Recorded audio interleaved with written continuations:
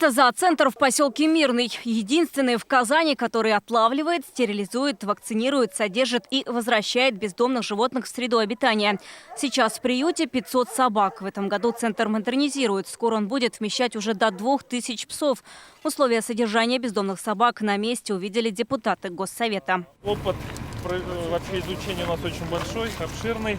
Вопрос содержания бездомных животных будет обсуждаться на сессии Госсовета 16 марта. Недели не проходит, чтобы органы государственной и муниципальной власти республики на депутатскую почту, в СМИ не поступали бы обращения от граждан с жалобами на бродячих и бездомных собак. За прошлый год в системе инцидент-менеджмента и в соцсетях зафиксировано 1500 жалоб на агрессивных бездомных животных. Это на 40% больше, чем в 2020-м. В больнице обратились 10 тысяч человек с укусами собак. В антилидерах Верхнеуслонский, Спасский и Лаишевский районы. В несколько раз жалобы на нападение увеличились в Высокогорском и Отнинском районах. В красной зоне оказались 17 районов республики. Обязательно нужна регистрация.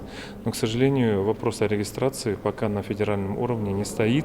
И вот мы были в середине февраля на заседании Комитета Государственной Думы, где отрицательно высказали, что регистрации у нас на территории Российской Федерации не будет и пока приниматься она не будет.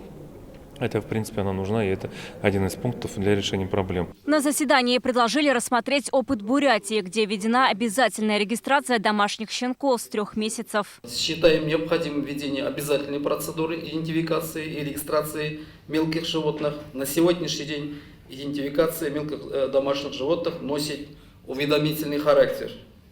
Мы предлагаем еще раз выйти с законодательной инициативой Государственной Думы по данному вопросу. Большой проблемой становятся хозяйские собаки, которые находятся на самовыгуле. Повсеместно распространен самовыгул животных. Взрослые особи ходят без надзора и контроля по улицам населенных пунктов, бесконтрольно размножаются, защищают свой ареал обитания, добывают пищу, представляют угрозу людям.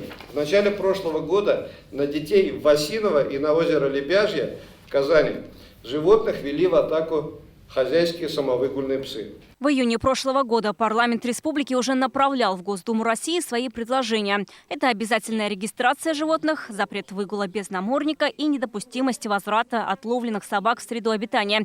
Депутаты Госдумы все это не поддержали. Думаю, что мы с вами способны, на уровне республики Татарстан свои собственные меры разработать и принять на уровне правительства нашей республики, соответствующих ведомств, министерств. Еще раз систематизировать, кто конкретно этим делом будет заниматься. Подтверждаю, что мы будем обращаться с законодательной инициативой в рамках наших полномочий к федеральному законодателю.